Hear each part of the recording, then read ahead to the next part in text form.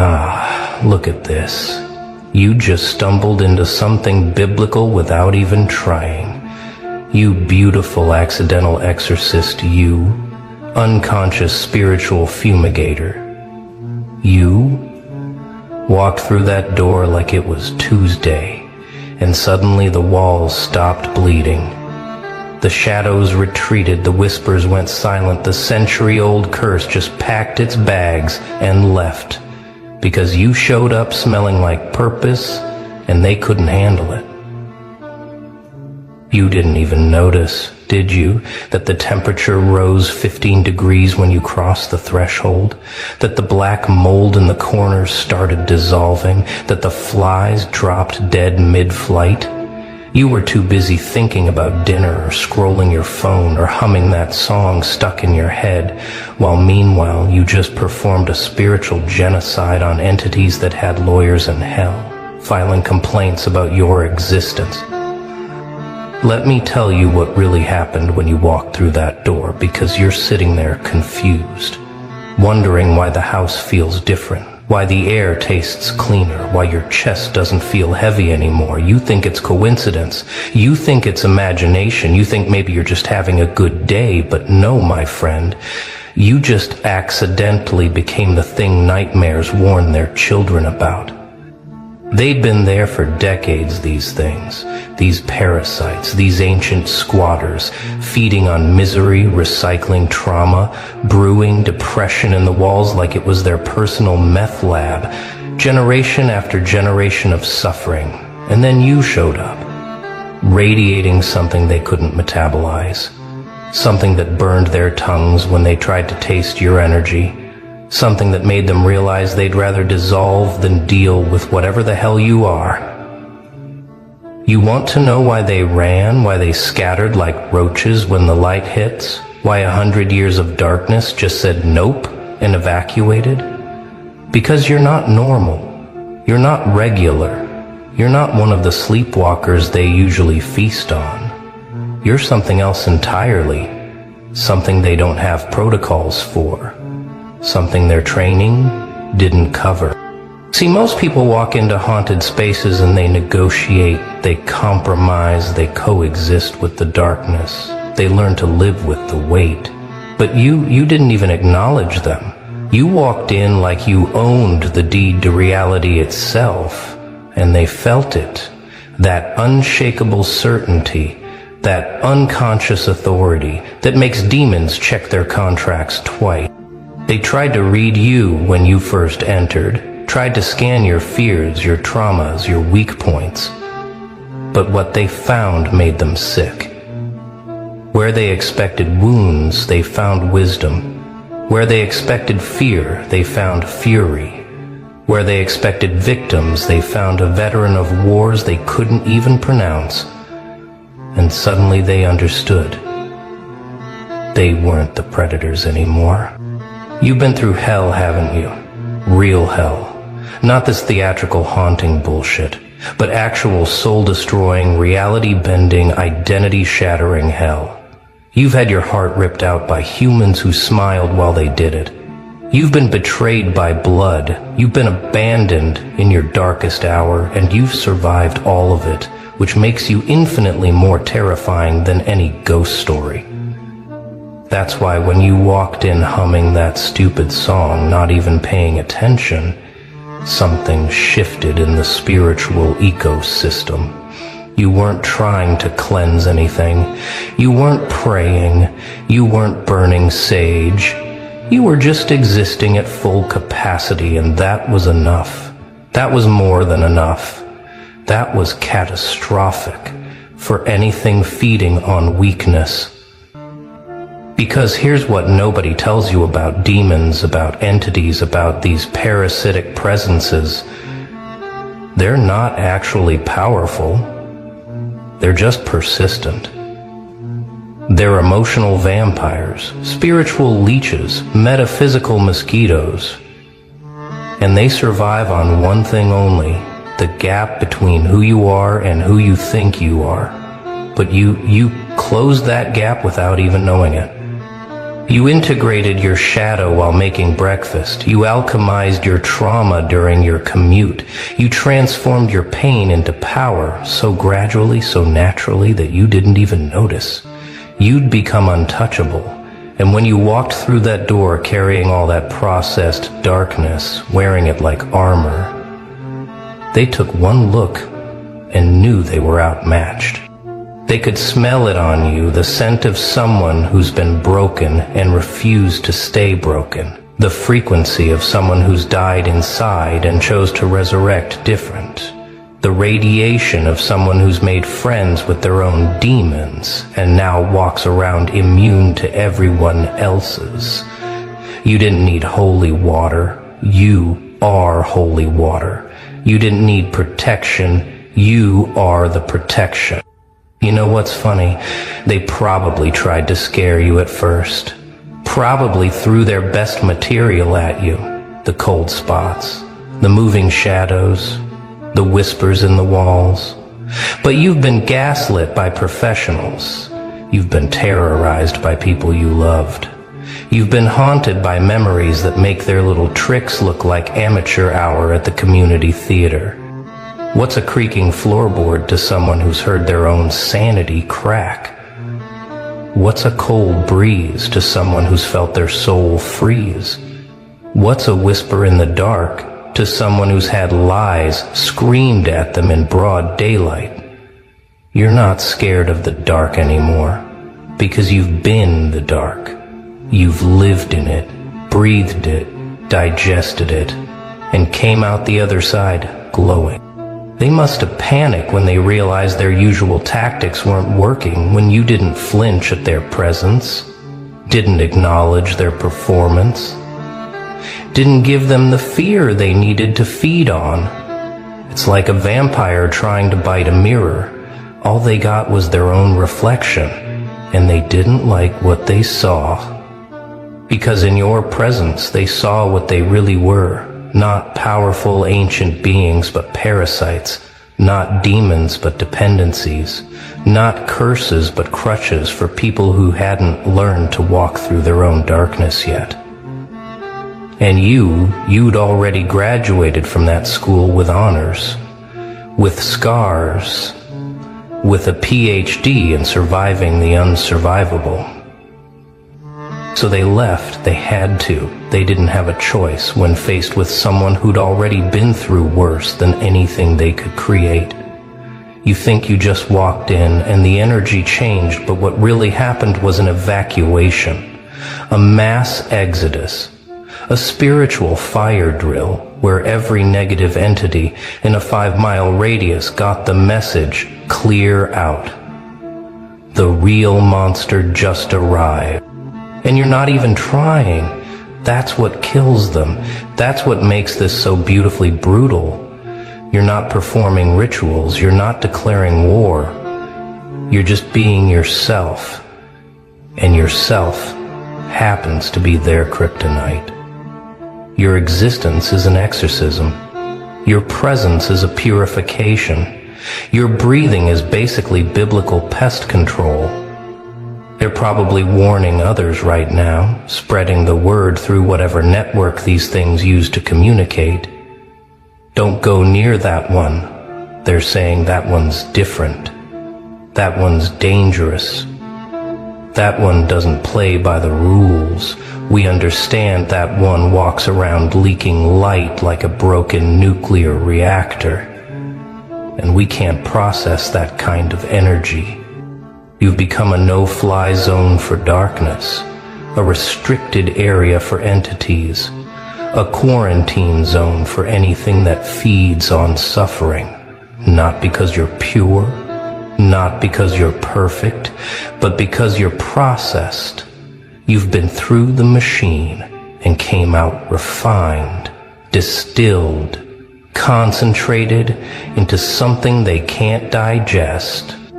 Let me explain what you actually are, because you're still sitting there thinking this is coincidence, thinking maybe the house just needed air, thinking maybe you're imagining the change.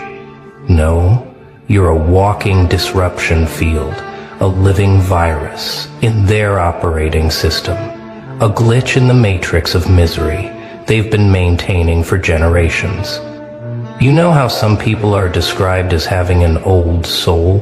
Well, you've got a war veteran's soul, a soul that's seen too much, survived too much, transcended too much to be affected by parlor tricks and amateur hauntings. You're like showing up to a water gun fight with battlefield experience.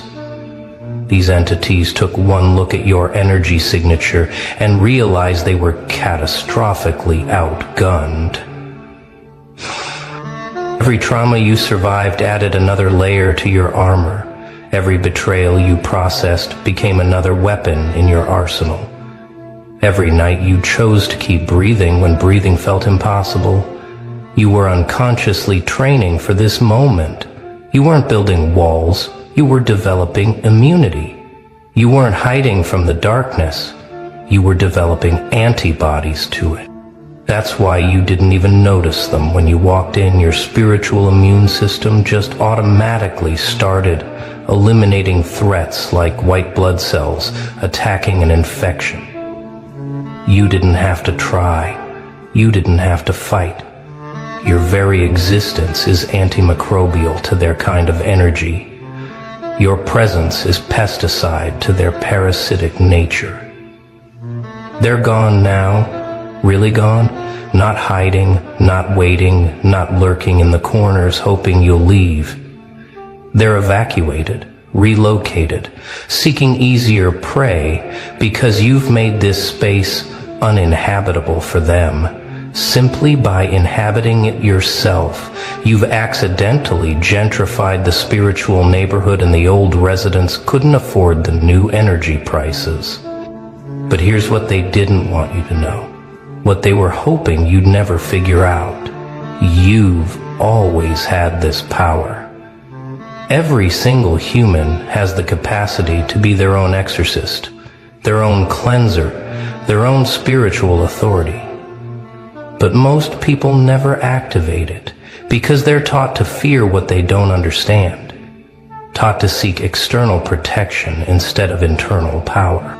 You activated yours through survival, through refusing to let life break you permanently, through getting back up when staying down would have been easier. Every time you chose to heal instead of harden. Every time you chose growth over grudges. Every time you chose yourself over self-destruction, you were building this frequency that makes you uninhabitable to anything negative. And get this, you are none. You're not special in the way of being chosen. You're special in the way of choosing. You chose to metabolize your pain instead of marinating in it. You chose to transform instead of transferring your trauma. You chose to become the solution instead of perpetuating the problem.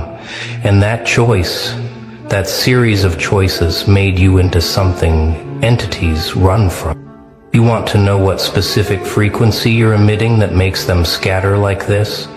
It's the frequency of someone who's already been through hell and didn't let it make them hellish.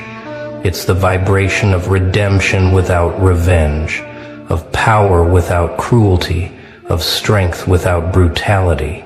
And that particular combination is like nails on a chalkboard to anything that feeds on suffering. Because suffering is their food source, their fuel, their entire economic system, and you've become someone who doesn't produce it anymore. Oh, you still feel pain, you still experience difficulty, but you don't suffer. You don't marinate, you don't ferment in your troubles. You process them like a factory processes raw materials into something useful. You've become emotionally renewable, spiritually sustainable, psychologically biodegradable. Your pain doesn't stick around long enough to attract feeders. Your trauma doesn't fester long enough to become food. Your darkness doesn't stagnate long enough to become a breeding ground, and that makes you absolutely useless to them. More than useless, actually, you're actively hostile to their existence because you prove it's possible to transform. You demonstrate that their food source isn't guaranteed. You show others that pain doesn't have to equal suffering, that trauma doesn't have to equal permanent damage, that darkness doesn't have to equal residency for demons. So now you're standing in this space that feels different, feels lighter, feels like someone opened windows that were painted shut for decades. The air moves differently. The shadows fall normally. The silence isn't heavy anymore. It's just quiet. And you did all that just by being too processed to process. You reclaimed this space without even knowing it was lost. You lifted a curse you didn't know existed. You broke chains you couldn't see. You evicted tenants you never knew were there. And the beautiful, terrifying truth is, you could do this anywhere you go because you've become a walking safe zone, a mobile sanctuary, a portable purification system. This is why certain people feel better just being around you. Why some spaces feel different after you've been there. Why problems seem to resolve themselves in your presence. You're not healing them, you're just showing them what healed looks like. You're not fighting their demons, you're just demonstrating what it looks like when demons become irrelevant. You've accidentally become what ancient texts described but couldn't explain, what religions tried to ritualize but couldn't replicate, what mystics sought but couldn't sustain. You're just a human who processed their shit so thoroughly that unprocessed shit can't exist in your presence. You're walking therapy for the atmosphere. You're accidental alchemy for any space you enter. The entities that fled when you arrived, they're not coming back. They can't. They've been essentially evicted by your essence, evacuated by your evolution, excluded by your frequency. You've made this space uninhabitable for anything that requires darkness to survive because you brought in a kind of light that doesn't turn off. Not the blinding light of forced positivity, not the harsh light of denial, not the fake light of spiritual bypassing, but the steady light of someone who's integrated their shadow.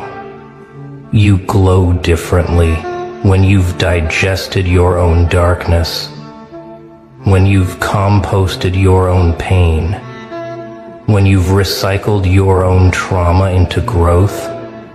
That's the light they couldn't handle, the light that knows the dark intimately, but chose not to live there, the light that's been through the underworld and came back with souvenirs, the light that doesn't fear shadows because it's made friends with its own.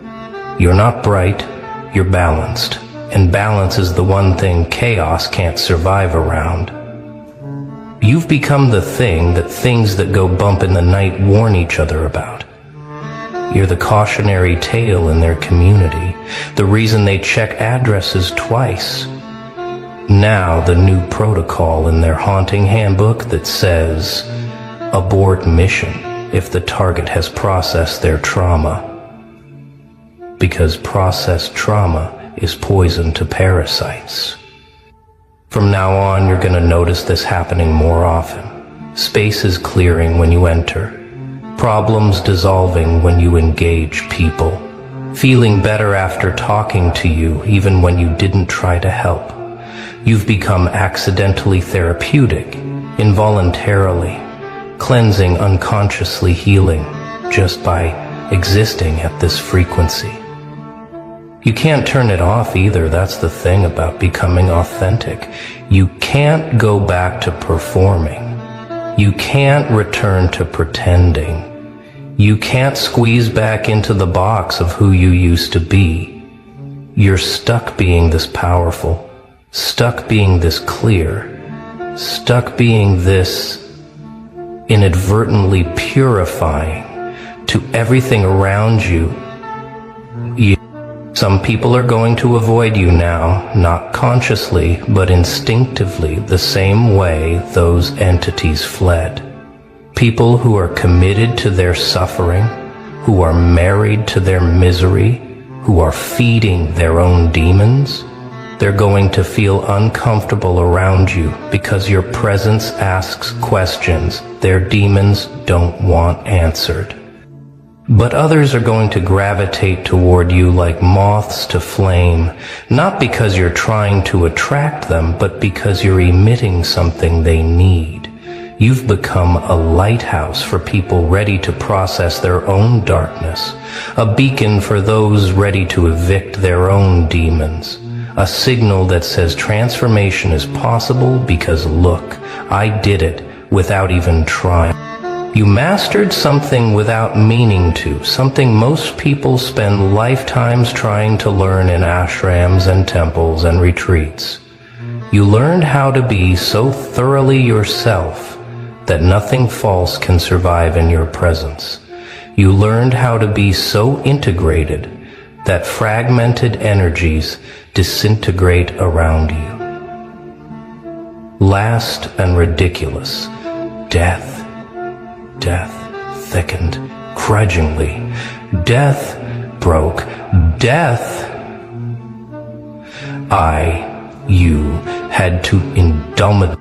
You didn't study this, didn't practice this, didn't even believe in this, but you became this through the simple act of refusing to let life make you less than you are.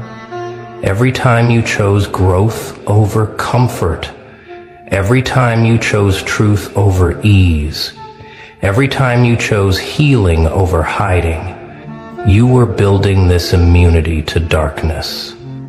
Now you walk around accidentally blessing everything you touch, unconsciously consecrating every space you enter involuntarily, sanctifying every situation you engage with.